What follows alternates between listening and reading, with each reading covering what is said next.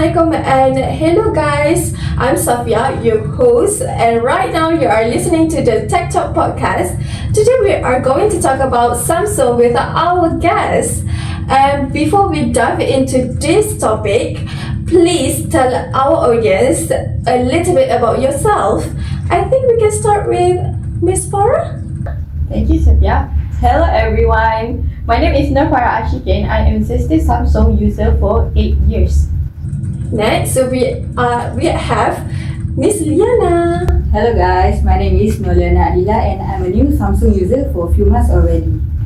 Then we also have a special guest, which is the very own Chief Executive Officer of Samsung, Mr. SYUHADA. Hello everyone, my name is NURUL. I am the Chief Executive Officer of Samsung, and thank you to SAFFIYAH for inviting me to Tech Talk podcast today. Well, thank you for coming. And lastly, Miss SYUHADA is not coming alone, but she also bring her staff, Miss FATIN. Assalamualaikum and hi everyone. My name is FATIN BARIAH and I'm from Samsung department, marketing department. Wow, I'm so happy to have you guys here to share your thoughts with us about Samsung. Let's start from the roots. Ms. SYUHADA, as the CEO of the company of Samsung, can you give our listeners about a quick background on how Samsung grew from the small trading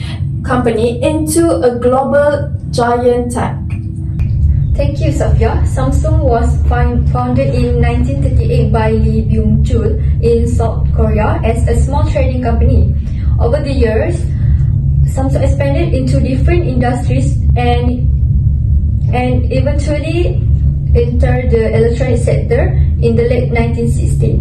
Through continuous innovation, investment in research and development, and a strong focus on quality, Samsung is known globally for its smartphones, semiconductor, home appliances, and many other technological innovations that improve people's daily life. Oh wow, Samsung was founded in 1938? That's cool. Liyana, I saw you want to add something. Can you share what is it? Okay, as far as I know about Samsung started to get recognition when they started to mass producing home appliance and launched the white top black and TV. Then they also released the world's first 64M RAM digital TV, MPT phone and more. This is their strategy to leave an impression to their global customer. Oh, that's fantastic. That's right, Liyana. As a royal user, what amazed me is seeing the history of evolution of their device that have always led the market. This is why we have made the transaction for the basic commodity product to the product of high impact, the semiconductor technology that demonstrate very efficiency product life management. As a result, the reliability of the hardware that I enjoyed for 8 years of using Samsung is a clear statement to their long-term R&D heritage. Another fun fact, the Samsung logo transitions from the physical tree-style logo on grocery products to an innovation blue oval that broke the rules in 1993, but finally settled for the current minimalist logo to align itself with the change in image for a local trader to global technological giant. Oh, seriously? I love that fun fact, Miss FATIN. I didn't know that they changed the logo from the grocery products to an innovative blue oval. And Samsung also changed its logo because the company was evolving and expanding into the global market. The old logo represented Samsung's early business years, while the new logo reflected a more modern, innovative, and technology-driven company. This also changed how Samsung built a stronger global identity and communicate its vision of creating advanced products that improve people's life. Today, the Samsung logo is recognized worldwide as a symbol of innovation and quality. Oh, from grocery products to smartphone, that is so incredible journey. Now, for the second segment, Ms. FATIN, from a marketing viewpoint, what is the core strategy behind Samsung's technology that keeps it at the top of the market. Okay, when it comes to marketing, I explain how vertical integration, the key behind this strategy, is considered the situation where most technology companies must rely on third parties to supply them with this part. Samsung owns all the manufacturing facility that create the processors, the batteries, and those beautiful OLED screens. By owning all these facilities themselves, they have a big advantage. Since they won't need to rely on anyone else coming out with a new concept, such as affordable screens. It will come straight from their display department to their mobile phones. Such unique vertical integrations enable them to initiate change to hardware long before others can get. And that is precisely where democratic innovations at scale that transform into marketing base. So whereas an opposite companies such as Apple that costs with a top shelf technology available only at a premium $1,000 cost, which is Samsung that advantage of their manufacturing that might bring the same state-of-the-art technology to the mass within a single product cycle. So, starting from their flagship Galaxy Z Fold, an innovation in camera and display technology can be adapted to the Galaxy A and M series. So they can be bombard the entire globe with their device for every single price category and market segment, ensuring that regardless of whether someone has $100 or $200, Samsung is the first pick access to the prices required. I absolutely love the phrase democratic innovation, bringing high-end tech to budget-friendly. Today, I can't deny that almost everyone has Samsung devices on their pockets. Speaking of that premium experience, Ms. Farah, you have been a loyal user 8 years now. What part of this massive tech strategy has kept you hooked for so long? As a royal user, Samsung integration has made my life much easier. For example, when I use a link or window or cross-device continually, I can copy text on my phone and it will sync to my smartphone via Samsung Cloud. This quick share feature is very fast for the sending assignment file easily. This cross-device compatibility makes it difficult for the long-term user to switch to another brand once they started to enter the ecosystem. On top of that, features like multi-windows, multitasking, and Samsung Notes are absolutely lifesaver for attending online lecture or reading research paper concurrent. The ability to seamless drag and drop the content between apps without any lag show how deeply Samsung understands student productivity. It's really transformed on the smartphone from just an entertainment device into a powerful learning tool. Oh, that's massive point, Farah. Liyana, as a new Samsung user, can you tell us about your experience when using Samsung? Honestly, I was a bit hesitant at first, especially after hearing about some past challenges like software update or battery issues. But what won me over was Samsung integration strategy. The way their ecosystem connect to my phone, my bud, and my tablet, it just works seamlessly. I switched from another brand because I noticed Samsung isn't just about hardware spec anymore. They are focusing on intelligent software like One UI, cross-device continuity, and feature like Smart Thing for home control. For a new user like me, that make life easier and not more complicated. Samsung learned from the TouchWiz era is exactly right. That was a wake-up call for us. Today, our strategy is built on two things, which is refining the user experience and expanding the connected ecosystem. With One UI, we focus on minimalism and one-handed use because we listen to users like you. Now we are talking it further with Galaxy AI. This is for making the software not just smooth but intelligent and personal. Smart Teens ecosystem is our biggest investment right now. The goal is simple. Whether you are using a phone, tablet, TV or home appliance, everything should connect seamlessly. That's how we create the digital lifestyle to talk about. Interesting. Thank you, Mr. SYUHADA. It is incredibly refreshing to hear a CEO openly acknowledge past challenges like touch widths. That humility is exactly why Samsung has managed to bounce back so strongly. Miss Liyana, as a new user who just switched over iPhone, what were your biggest doubts and did you look at any alternatives before choosing Samsung? Initially, I was worried about two things, which are battery life and all the pre-installed software that Samsung is known for.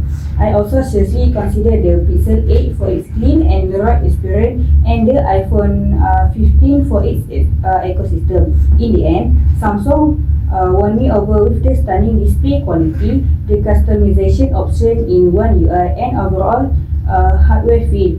So far, my doubts haven't come true. Battery hold up well, and I just uninstall the app that I don't use.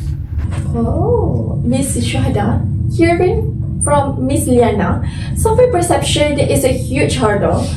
How is Samsung addressing these challenges, especially the fierce competition from both premium brands and emerging budget competitors? Now we have improved it through One UI. It's lighter, faster and give user control to remove apps they don't need.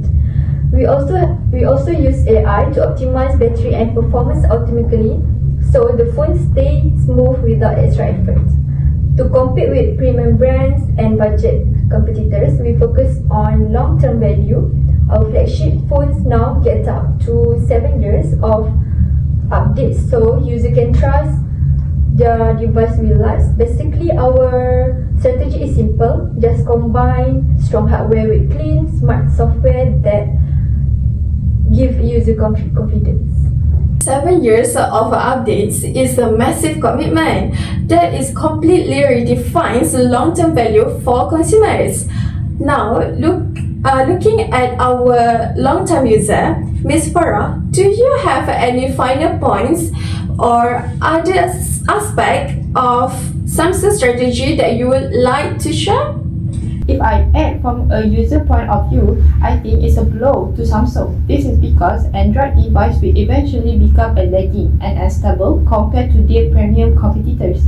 But Samsung changed that narrative, where they don't let other budget brands compete by offering cheap price by lower quality.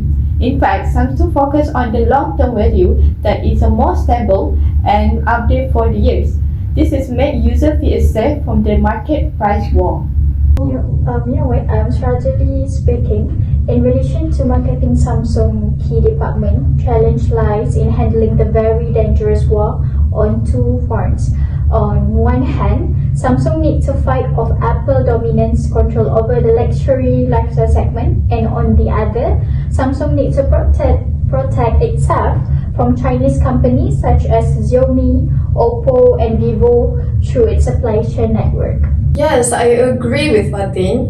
Samsung needs to fight and protect its company from their rivals. Do you agree with Fatin's statement, Mr. SYUHADA? You are right, Fatin. We are fighting on two fronts. On one side, we compete with Apple in the premium segment by focusing on innovation and ecosystem. Features like foldables, Galaxy AI, and seamless integration with our TVs and wearables help us stay ahead in the luxury space. On the other side, we protect our market against Chinese brands by leveraging our supply chain and scale. Because we manufacture our own chips and display, we can offer strong hardware at more competitive price without sacrificing quality. So our strategy is simple. First, to lead with innovation at the top, and stay efficient and reliable across all price range. That way, users get value whether they buy a flagship or an A-series phone. That is brilliant overview of masterful balancing at SYUHADA, leading the premium segment with Foldables and Galaxy AI while using your massive supply chain to keep Chinese competitor at bay in the budget market. It really shows how versatile Samsung's business model is, delivering value at every single tire is no small feat. 7 years of updates is a massive promise. Let's look forward to it. What are the current technology initiatives that Samsung is pushing to redefine the future, Ms. Fatin? So in terms of strategy and marketing, the new technological developments of Samsung have been focusing on redirecting consumer attentions from independent device to integrated AI living through the Yours company to AI living, a company that Samsung has launched on a worldwide scale, thus presenting a matrix of technologies that include Gemini-based Galaxy S26 smartphones and wearables, as well as bespoke smart home device that designed to make household activities and taking care of pets and family members as easy as possible for consumers. Oh, that sounds futuristic. Ms. Farah, as an old user, have you tried this new AI initiative? Yes, I must have tried it. I really feel the difference. Where the existence of Galaxy AI has now changed my entire user experience. My favorite feature is so far are Note Assistant and Photo Assistant because they make it easier for me to make notes simply and neatly. Even for photo editing, the generative edit function can remove object and background distract me very nearly. I was honestly blown away by the AI power camera and live translate feature. Also, the 7-year of OS update was a huge deciding factor for me. Coming from a brand that dropped support after 2 years, knowing that Samsung is committed to long-term software and security update gave me real peace of mind. I haven't tried everything yet, like the full SmartThing ecosystem, but the fact that Samsung is pushing AI and sustainability through initiatives like Galaxy for the Planet makes me feel like I'm investing in the future, not just a phone. So what you are using now is part of our AI living vision. Our goal is simple, such as to make AI feel natural and helpful in our daily life. Not complicated, whether it's live, translate, note assistant or smart things, everything is designed to save our time, to save your time and connect your device seamlessly. We're also committed to long-term value and sustainability. That's why we offer 7 years of OS updates and initiative program like Galaxy for the Planet. We want users to feel confident that when you invest in Samsung, you are investing in the future, not just a phone. Actually, the Samsung Electronical Marketing Department will leverage an AI-native ecosystem storylines where consumers move away from thinking of connected hardware to anticipating and being protected with intelligence. With the multi-modal Samsung goes to engines powering the shift in perceptions with Galaxy, becoming hyper-personalized assistants. The smart things and bespoke AI system being optimized energy efficient home environment, and all of that the secure framework of Samsung Knox metric with 7 years of One UI upgrade, achieved via impactful global event like global impact and personalized digital campaign, and localized activities for immediate consumer conversions and future proofing of brand equity. It looks like Samsung is successfully bridging the gap between old loyalty and new curiosity. To wrap these things up, Ms. SYUHADA, what is the ultimate outcome Samsung wants to achieve for its users? So for Samsung, the ultimate outcome is simple. We want every user to feel empowered, not overwhelmed. Whether you are a new user like Miss Liyana or a long-term user like Miss FARAH, our goal is that technology adapts to you, not The other way around. Through Galaxy AI, our ecosystem and long-term support, we want to become more than just device. We want to be your digital partner for work, creativity, and everyday life. If we can make technology feel personal, reliable, and useful for the next 7 years and beyond, then we have achieved that what we set out to do. Samsung marketing divisions finished with great success using the entire volume engine strategy to regain the #1 slot for global smartphone market share and showing the world with billions invested in AI living and unmeasured vertical integrations. Samsung can counter the value propositions from Chinese competitors while asserting dominance against Apple luxury brands. Oh, it's so interesting, Miss Fatin. Miss SHUHADA, do you have something to add? Yeah, I have something to add on, and for your information at Samsung, our goal isn't just to sell device. We want to build trust and long-term relationship through Galaxy AI. A seamless ecosystem and support that lasts for years. If we can make technology feel personal, reliable, and useful for you every day, then we have done our job right.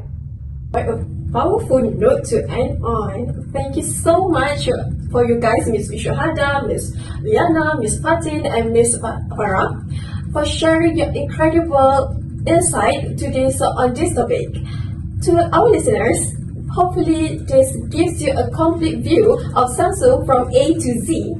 Thank you for tuning into this podcast and see you all in the next episode. Bye-bye!